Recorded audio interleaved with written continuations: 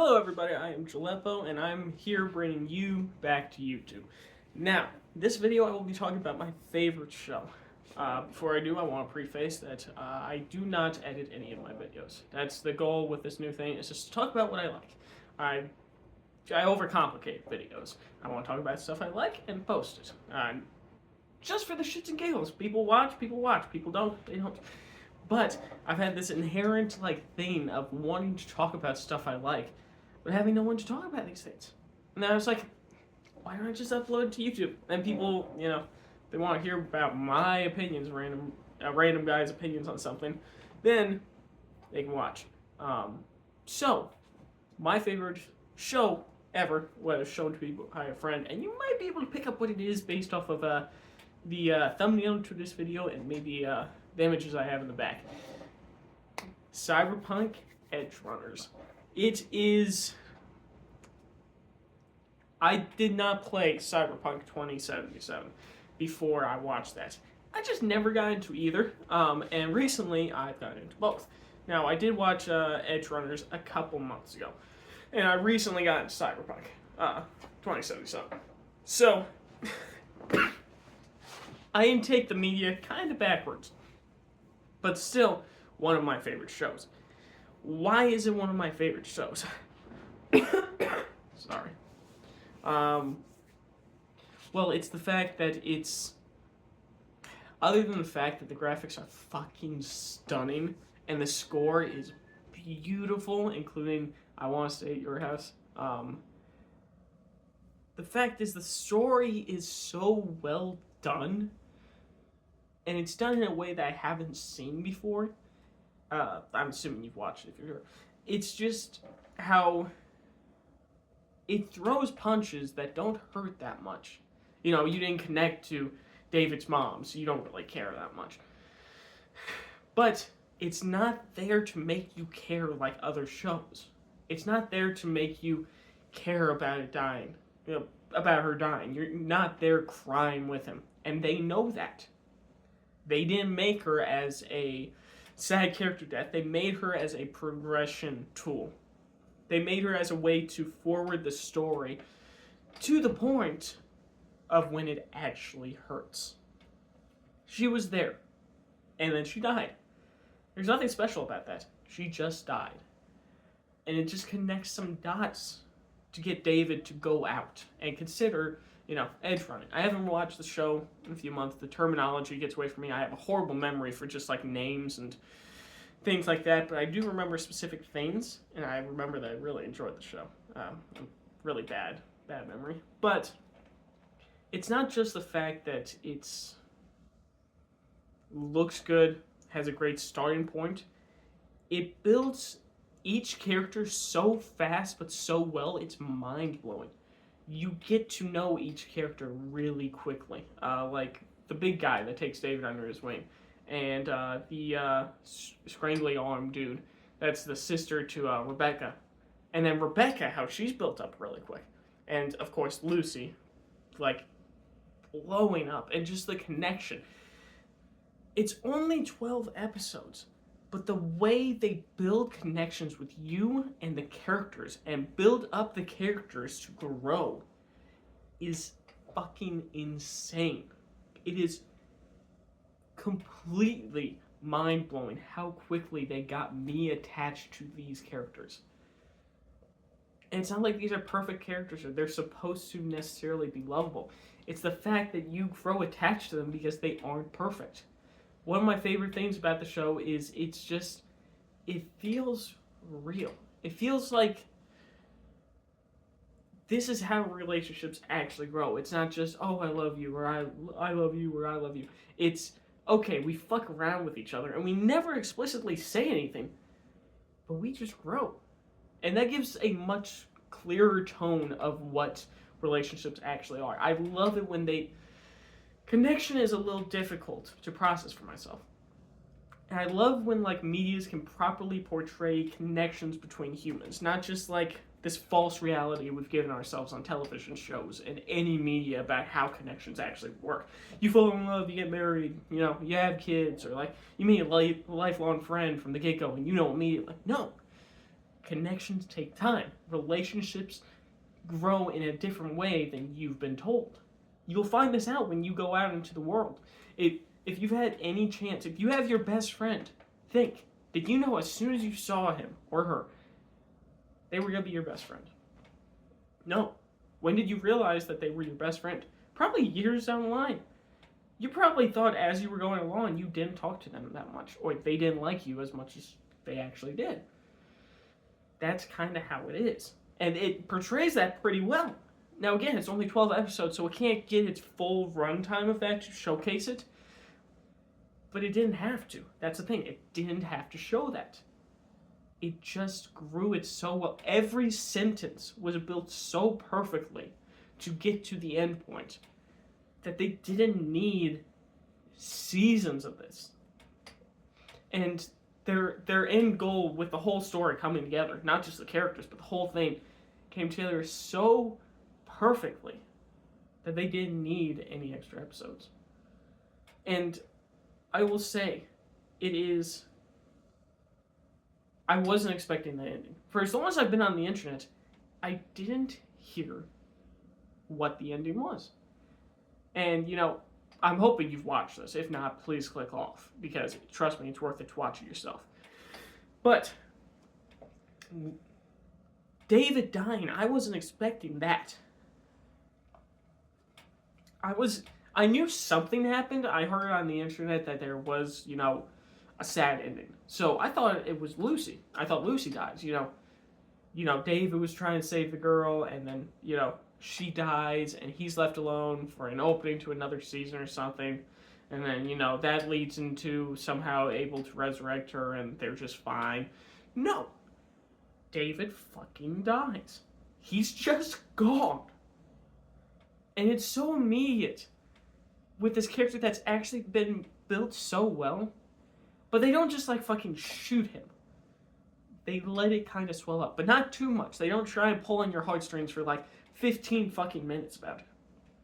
They give it its time to breathe, to grow, for you to realize this is the end. What that truly entails, all of it. David is going to die. He got so far, and he just wanted to spend time with his loved one, his soulmate. And he never really got a chance for that. But the last thing he could possibly do to show love for her, he distracts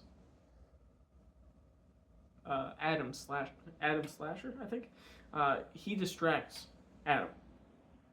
And with that, he pays the ultimate cost. And there's something about that. It's not just, the hero sacrifices. It's the way it's portrayed. It's not like he was. Most hero sacrifices, from the get-go, it feels like, it feels like they were building up to that. The whole series was building up to that. You could kind of go back and see how the mannerisms of them make it seem like the guy was like, yeah, I'm going to die. And I subconsciously know this. It's just like they build the characters up to feel sacrificial. David doesn't feel that way. Now, I'm not saying he feels like an asshole. He's separate. He's away from this whole thing. He doesn't care. He's selfish. No. But he was expecting more from life. He got fucked from the get-go, and he never really stopped getting fucked. He got to spend some time with Lucy, but everything was so complicated all the time. The cyberware was fucking with him, and she had some things from her past that she had to deal with. They never could live in peace. And that was his goal, just to find some peace, find some remedies, keep going. He wanted to keep this up. But unfortunately, he found out all too soon that was not going to be possible. And that's just amazing. The relationship between them is also pretty good, in my opinion. The way they portray this is just, two lost souls finding each other to help. But, that's in a lot of medias.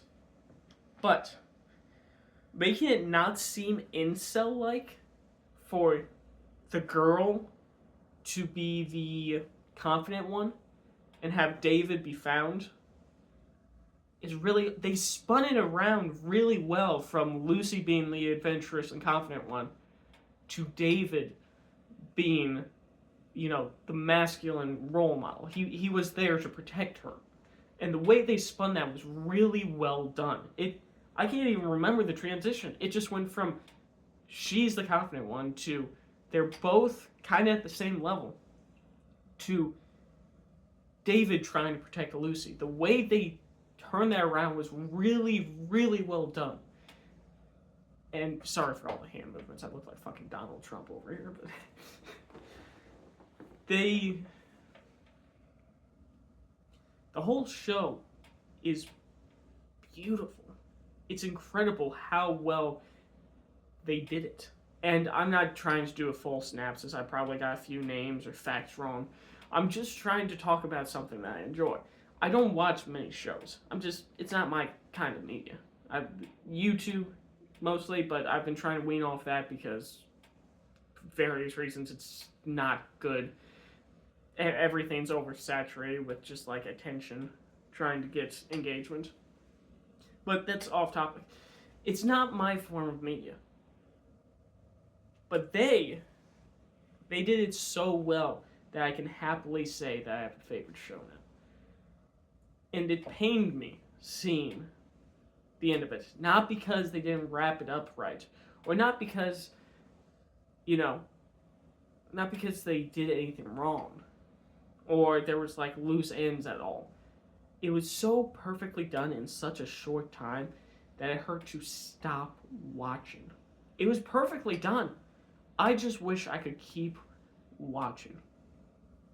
I wished for more, but knew that more was not necessary. And more would most likely ruin it. It was so beautiful, I craved more. For more food for thought. That's my favorite thing, is food for thought. But they did an incredible job with it. I truly, truly enjoyed it. And, I mean, if you haven't watched it, but you listen to all that, I would highly recommend it. It's pretty good. I think it's on Netflix. Most people don't use Netflix anymore. Most people pirate. Just go find it. Me alone, if you want to do it the legal route and you don't like Netflix, I would suggest just making a membership. Maybe a free trial if you can get it, but get a membership 1 month and then cancel it immediately, so then you just get the 1 month, because 1 month should be plenty of time for you to watch that.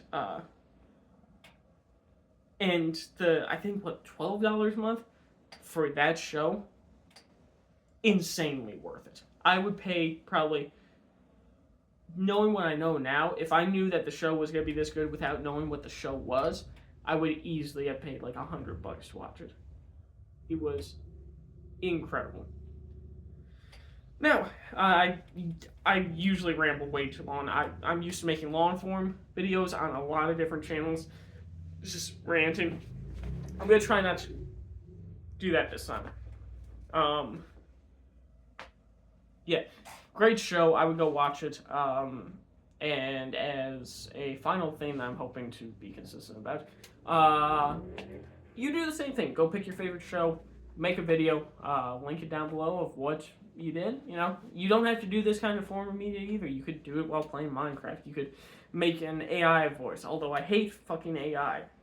If you're not confident in your voice, I understand. That's the only case of AI that's like acceptable in creative areas. The voices are somewhat acceptable, but please just share. YouTube has become insanely ass, so we just have to take it back to the basics. Record a video, don't edit it. Find a random image on YouTube. Find a random image on Google that isn't copyrighted. And just use that as a thumbnail that relates to your thing. Like, I'm probably just gonna try and use the picture of David on the gurney rolling down the road. I'm probably just gonna try and use that, and then put the title as this is my favorite show, and then maybe just put Cyberpunk. Maybe just put Cyberpunk Edgerunners in the description, so that way, if you look it up, it's there. But I'm probably not gonna do any more than that. That's the plan. But I'm going to try not to do this too long. Just Make your own videos. Let's make YouTube the way it was. Let's just bring it back to normal stuff. Talking about stuff we like without trying to concentrate on views and stuff. I'm a bit of a hypocrite for that because I've tried too much time doing that. I've tried too often just trying to get views. But we're going to end it there. Have a great day. I will upload at some other point. So I'm just distracting myself. Goodbye.